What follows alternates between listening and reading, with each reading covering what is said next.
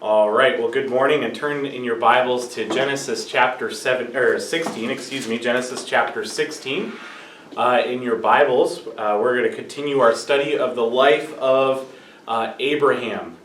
And as we study his life, I've been encouraged so far to see that while Abraham certainly is a great man of faith, there are still many places where I can identify, and I could see his strengths and his weaknesses, and I can take encouragement from that and knowing that as a Christian, as a believer, God is with me and God speaks to me through his word.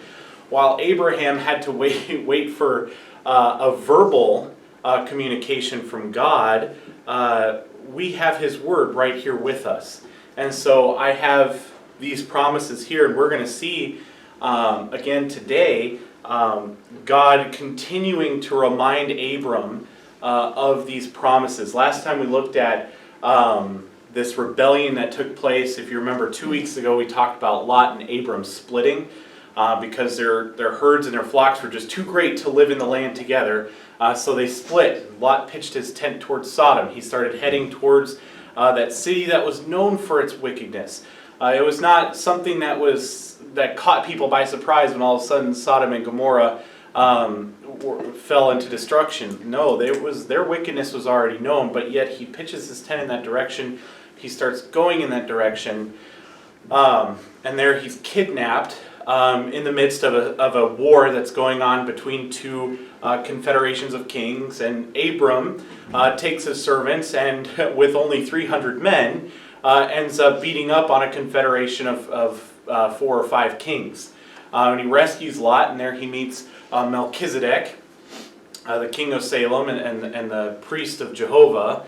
And there he gives him tithe. And as we so often see in the book of Genesis, we have beginnings of things over and over and over again. We saw the beginning of government. We saw the beginning of sin. We saw the beginning of mankind. We saw the first giving of the gospel. We see the institution of marriage being given. And also we have the idea of tithe. And we looked at how tithe is not just something that is linked to the Levitical law, that Christians don't have a foundation to say, well, the tithe, the tenth, that was only for the Jews. That was only for those under the law. I'm not under the law, so I'm not required to give a tithe. Well, Abraham gave a tithe. He was not under the Levitical law either, but as principle, as part of his worship to God, he gave a tenth of his spoils to Melchizedek, and then gave the rest of it back to Sodom, because he did not want wicked men to have any credit for what God was going to do in his life. And so as we move forward, we also have another giving of the promise in chapter 15. And God also talks to Abram and gives him a prophecy about how the Israelites are going to be strangers in the land and how they're going to be held in captivity in Egypt for a while. And so he gives him this promise. And just like the last couple of times that Abram received this promise, it doesn't take very long for Abram to begin to doubt and to act based on his doubts rather than acting on his faith and in God. So now, chapter 16, verse 1. Now Sarai, Abram's wife, bare him no children. Okay, she's an old woman. She hasn't given him any children. And Abram's an old man. And she had an handmaid, an Egyptian, whose name was Hagar. And Sarai said unto Abram, Behold now, the Lord hath restrained me from bearing. I pray thee, go in unto my maid, that it may be that I may obtain children by her. And Abram hearkened to the voice of Sarai. And Sarai, Abram's wife, took Hagar her maid, the Egyptian, after Abram had dwelt 10 years in the land of Canaan, and gave her to her husband Abram to be his wife. And he went in unto Hagar, and she conceived. And when she saw that she had conceived, her mistress was despised in her eyes. So as we see, okay, God has just again reiterated his promise to Abram. You will be the father of a great nation. Your seed will be multiplied after you. No, it's not going to be from your chief servant. It's not going to be your steward who's going to get this. It will be a legitimate son born from your wife Sarai. And I don't know how much of this Abram communicated to Sarah. I do not know. The Bible does not say how much of these promises that God had made that he had communicated unto her. But the doubting of faith started with Sarai. Okay, notice in verse 2, she is the one who said, "The Lord hath restrained me from bearing." Now at this point, if Abram had been doing, if he had been doing things God's way, he should have stopped her and said, "Well, God has given a promise. We just need to be patient. We need to wait." But he doesn't, or at least the Bible doesn't indicate that he does. So Sarah gives Abram this maid, this Egyptian maid Hagar, in order to bear a son. Now this was common practice in some certain cultures during this day, where the children of servants could be adopted into the household and bear the family name and carry on the responsibility, especially in a situation where maybe the head of household's actual children perhaps died young. Their mortality rates for infants were quite high in nomadic communities, and even still are today. So whether it was a situation of deaths in the family, or perhaps a situation similar to Sarah and Abram where they were just not able to bear children, it was not uncommon for children to be born and then adopted in. We see that here with Abram. We'll see that later on with Jacob and his two wives, and then the servants that they have, that they give unto him. And so while this was not God's plan, this was sometimes how cultures would try to carry on the family name. We would disagree. We would say this is not a healthy practice or a good practice, nor was it God's plan. But this was not something that was considered necessarily unusual back then. They could receive the inheritance this way. And this tradition would kind of carry on for centuries, for millennia even. You'll even see in the time of Rome, where perhaps in a wealthy Roman family, they may not have a son, or even in some cases they do have children, but they choose instead to adopt someone from a servant or from outside the family. They'll adopt them in and give that adopted child the full rights and responsibilities of being the heir. The idea behind it in Rome was supposedly to prevent conflict. It never worked. It just engendered more conflict because the legitimate children would look upon the adopted son and despise them. But nonetheless, this kind of idea of taking a child from a servant and bringing them up in the household, that would continue on for many centuries. At this point, Hagar despises Sarah because back in these days, of course, one of the primary roles of women, and even still, one of the reasons that God gave women to this earth was to help with the repopulating of the earth. And during ancient times, and even up through, even in certain cultures to this day, there are often times where if a woman cannot bear a child, she is despised by others. I remember when I was living in Honduras that pregnant women were almost revered down there, and so women would often get pregnant just simply because they would receive extra attention from neighbors and from family and friends, and so sometimes they would get pregnant, sometimes illegitimately, just because they wanted to receive that attention. And that's common in cultures throughout history, where those who are able to have children, women who are able to have children, are revered and considered blessed for being able to have children. So Hagar despises Sarah because Sarah can't have a child, but she had a child. As Sarah said unto Abram, "My wrong it be upon thee. I have given my maid unto thy bosom, and when she saw that she had conceived, I was despised in her eyes." And Sarah said unto, skipped a line there. "Lord, judge between me and thee." But Abraham said unto Sarah, "Behold, thy maid is in thy hand. Do to her as it pleaseth thee." And when Sarah dealt hardly with her, she fled from her face. So Hagar starts out despising Sarah, and then Sarah responds in kind. Okay, there is no forgiveness here. There is no There's no willingness to come to terms here. Abram just says, look, she's your slave, you do with her what you want.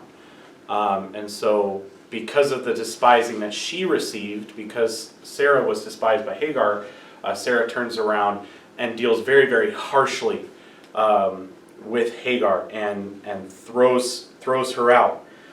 So there's a two-way despising going on here, where one starts with despising because she's able to fulfill a role that her mistress is not able to fulfill. The mistress then turns around. Now, in this case, I would say both parties were wrong. Hagar should not have despised Sarah for it, and Sarah should not have responded in the way that she had. But again, with the fact that Hagar was, for all intents and purposes, a slave, she's called a handmaiden here, but I would guess that there's probably not a whole lot of payment exchanging hands here. I'm not sure, but given that she is in a submissive position, that she is in a servant position, Sarah deals with her harshly and throws her out, seemingly with nothing, given what we're about to see. So verse 7, the angel of the Lord, when Sarah dealt harshly with her, she fled from her face. So Sarah deals so harshly with her that Hagar decides, I'm going to run away here. I'm going to leave rather than deal with this. Okay. Now again, Hagar is the one leaving. I think I mistakenly put that Sarah cast out Hagar. Sarah did not cast out Hagar. That's going to happen later. I confused the two scenarios in my head. So ignore that note. Instead of putting cast her out, you could say Hagar flees, and that will work just as well. I'll correct that later. But nonetheless, Sarah is dealing so harshly with Hagar that Hagar just decides, you know what, I'm leaving, I'm out of here. And the angel of the Lord found her by a fountain of water in the wilderness, by the fountain in the way to Shur. And he said, Hagar, Sarah's maid, whence comest thou? And whither wilt thou go? And she said, I flee from the face of my mistress Sarah. And the angel of the Lord said unto her, return to thy mistress, and submit thyself under her hands. And the angel of the Lord said unto her, I will multiply thy seed exceedingly, and it shall not be numbered for multitude. The angel of the Lord said unto her, behold, thou art with child, and shalt bear a son, and shalt call his name Ishmael, because the Lord hath heard thy affliction, and he will be a wild man, his hand will be against every man, and every man's hand against him, and he shall dwell in the presence of his brethren. So Hagar flees into the wilderness, she finds water, pretty commonplace when you're out in the desert, or when you're out in the wilderness. One of the things that they tell you to do first, find a source of water. She finds water, and that's where this angel finds her. So this promise then is made to Hagar. First of all, she would need to return to Sarai. Okay, Hagar would need to return. She would need to submit herself. All right. God here is telling her you need to adjust your attitude. She was not being very submissive in the beginning when she despised Sarai initially. So she's told, go back, submit yourselves to the hand of Sarai. And then another promise is given, her seed would be multiplied exceedingly, and it shall not be numbered for multitude. Okay? Understand that the covenant that was made to Abram was for the line of Abram that would come from Sarah.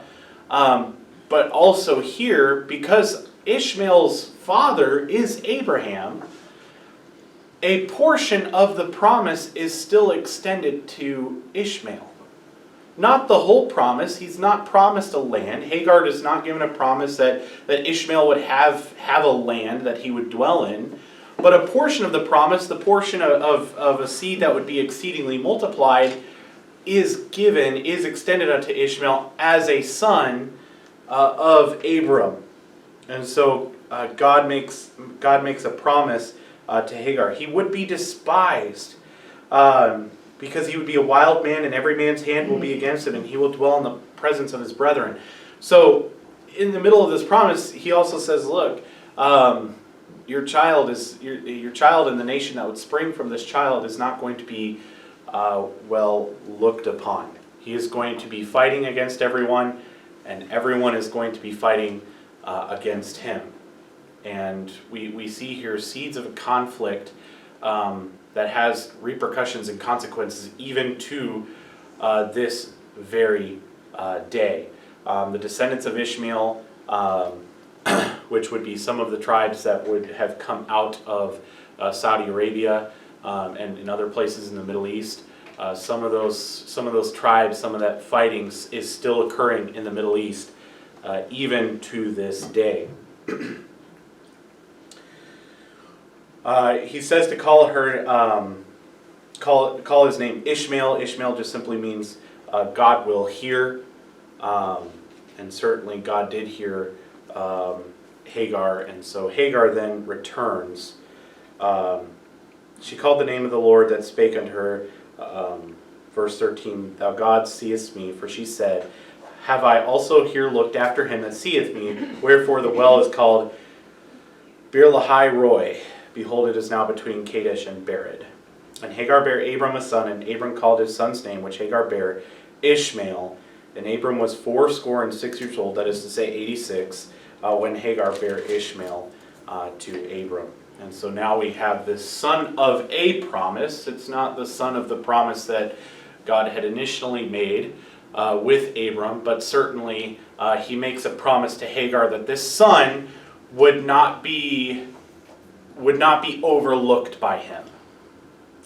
That this son would also multiply exceedingly and become a great nation upon the earth. And certainly that promise would take a little bit to be fulfilled, just as the promise to Israel, or the promise to Abram would take time. But nonetheless, God does make this promise. So, after all this goes down, God visits Abram a third time.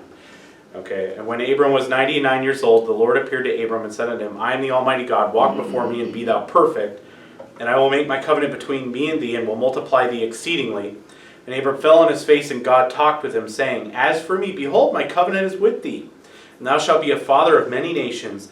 Neither shall thy name any more be called Abram, but thy name shall be Abraham, for a father of many nations have I made thee. And I will make thee exceedingly fruitful, and I will make nations of thee, and kings shall come out of thee. And I will establish my covenant between me and thee and thy seed after thee, and their generations for an everlasting covenant. We're going to revisit that in a moment. To be a God unto thee, and to thy seed after thee. And I will give unto thee and to thy seed after thee the land wherein thou art a stranger, and all the land of Canaan for an everlasting possession, and I will be their God. So Abram fails in his faith again. He enters into Hagar, has a son with her, and so God visits him a third time. But he gives a slight rebuke. He tells him to walk before him and be thou perfect. And he reiterates this covenant again. And part of this reiteration, or this redoing of the covenant, is that he changes Abram's name, which just simply means exalted father, to Abraham, which is how we've often been referring to him, because that's how he's known throughout most of the Bible. But Abraham means father of many nations. So Abram is father or exalted father. Abraham, father of a multitude, father of a multitude of nations, being the understanding there. And he gives this covenant again. He renews his commitment to give land. The land that Abraham was walking on, he renews. It's not exactly a renewal. It's not that the covenant failed or anything like that. But he reminds Abraham again. Okay, Abraham is being reminded several times. And that's an encouragement to me, because I know for me, I have a tendency to forget things. And it's always good to hear certain things over and over and over again. It helps drive the point home. And clearly, this idea that Abraham would be the father of many nations was a sticking point for Abraham because of the number of times that he lacks faith in God being able to keep up his promise. But not only that, not only I think is God reminding him here of this, the promise that he made is about to be fulfilled. Each time God makes the promise, he gets a little bit more detail, and a little bit more detail, a little bit more detail, And the Son is going to be here very soon. So God visits again and says, all right, walk after me, be perfect. Now let me give you even more details because the time is coming. God said unto Abraham, thou shalt keep my covenant, therefore, thou and thy seed after thee in their generations. This is my covenant which ye shall keep between me and you and thy seed after thee. Every man-child among you shall be circumcised, and ye shall circumcise the flesh of your foreskin, and it shall be a token of the covenant betwixt me and you. And he that is 8 days old shall be circumcised among you, every man-child in your generations. He that is born in the house, or bought with money of any stranger, which is not of thy seed. He that is born in thy house, and he that is bought with thy money, must needs be circumcised, and my covenant shall be in your flesh for an everlasting covenant. And the uncircumcised man-child, whose flesh is not circumcised, that soul shall be cut off from his people. He hath broken my covenant. So God here gives a sign, and he wants a token to be given. So this covenant is made towards Abraham and his descendants. It is an everlasting covenant. This covenant would never end. There are people, there are well-intentioned, well-meaning Christians who say that the covenant between Abraham and God, the covenant that God made with Abraham and by extension Israel, the descendants of Abraham, was not everlasting. That it ended up being transferred to another group of people after Israel rejected the Messiah. That is to say, the church. I see no biblical evidence for such a thing occurring. This is an everlasting covenant. This is something that as long as the men of Israel exercise the token of the covenant, that is to say circumcision, which is a form of mutilation, those who had the token of this covenant, they would have this covenant. Those who bore the token, those who bore the scar, this token that was within their own bodies, they would be inheritors of this covenant. And those who refused to mark their bodies in this way, they would be cut off from the people. They would be cut off from the others who inherited this promise.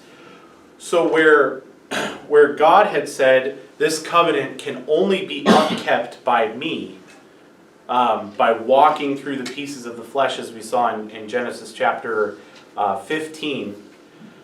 Now God is saying, look, as a part of this, you do have a small part to play. I'm the one responsible for upkeeping the covenant, but you need to mark yourself in such a way that those who know, that you, between me and you, and this was a very private marking. This is not something that would be visible for everyone. It's not like the tattoos of some cultures which were very visible. This was a very, very private marking upon the foreskin, okay, in the nether regions where no one would see. The only people who would know,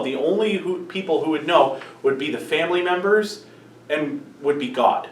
This was not meant to be a public thing, okay? And so God tells Abraham, make this mark upon you, scar yourself in this way, where only I and you will ever know, and that's how we will keep this covenant. And those who do not have this token, those who are not circumcised, they cannot, or they will be cut off from the people because they broke the covenant. So we have this token that's made. God said unto Abraham, continuing on, as for Sarai thy wife, thou shalt not call her name Sarai, but Sarah shall her name be, and I will bless her and give thee a son also of her. Yea, I will bless her, and she shall be a mother of nations. Kings of people shall be of her. Then Abraham fell upon his face and laughed, and said in his heart, Shall a child be born unto him that is 100 years old? And shall Sarah that is 90 years old bear? And Abraham said unto God, O that Ishmael might live before thee.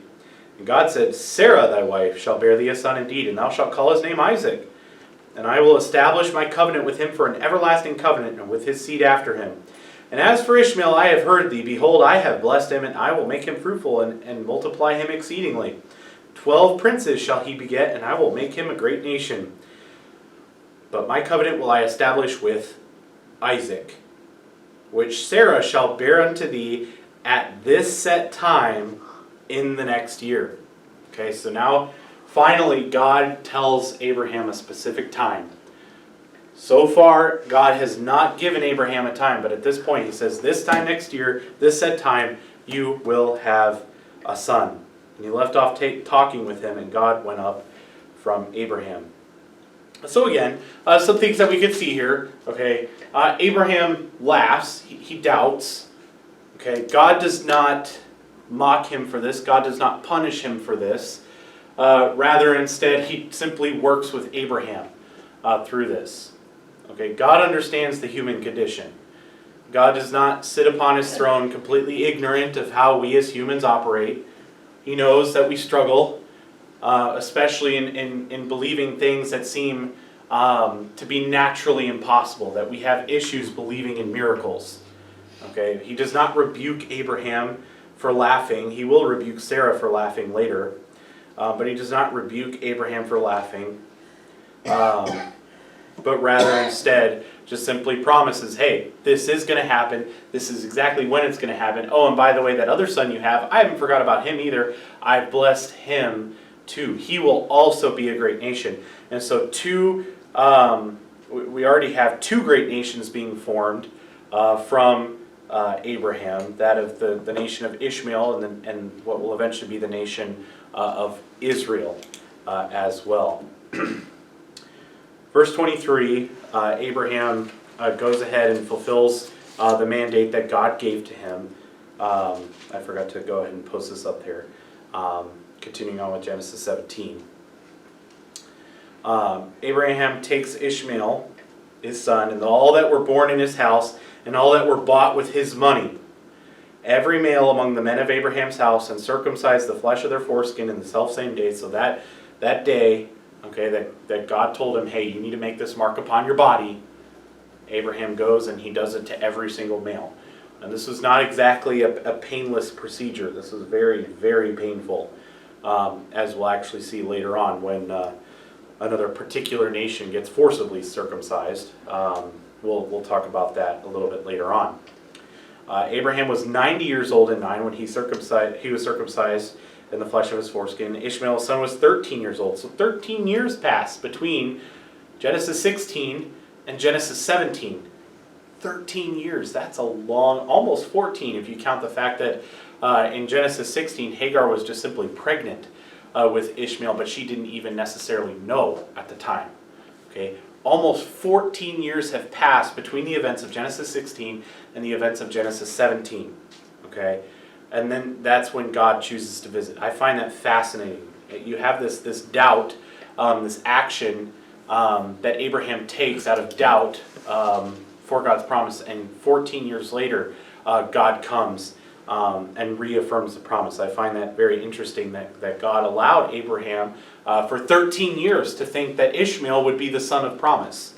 I find that fascinating. On the selfsame day, Abraham was circumcised, and Ishmael's son, and all the men of his house, born in the house and bought with money of the stranger, were circumcised with him. All right, moving on to Genesis chapter 18, as we wrap up our lesson today. The Lord appeared unto him in the plains of Mamre. He sat in the tent door in the heat of the day. So this is presumably at a different time. I don't know how much later necessarily. But Abraham is sitting there during the heat of the day in his tent, trying to stay cool, I'm guessing. And he lifted up his eyes, and lo, 3 men stood by him. When he saw them, he ran to meet them from the tent door, and bowed himself toward the ground, and said, My Lord, if now I have found favor in thy sight, pass not away thee, I pray thee, from thy servant. Let a little water, I pray you, be fetched, and wash your feet, and rest yourselves under the tree, and I will fetch a morsel of bread, and comfort you your hearts, that ye shall pass on, for therefore ye come to your servant. And they said, So do as thou hast said. And Abraham hastened into the tent unto Sarah, and said, Make ready quickly 3 measures of fine meal, and knead it.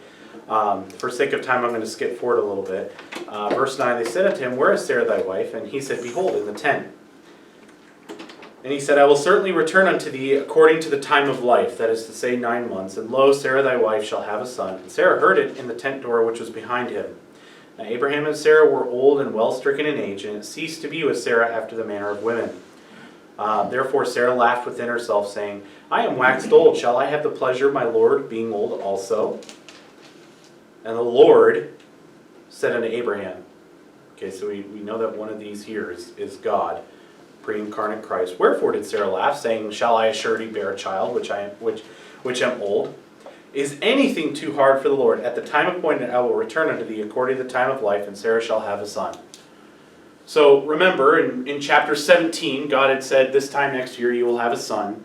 And so presumably this does not take place much long after that point, where the Lord and two angels, as we'll see a little bit later on, visit Abraham. And they reiterate the promise again. Okay, God says, look, this is going to happen.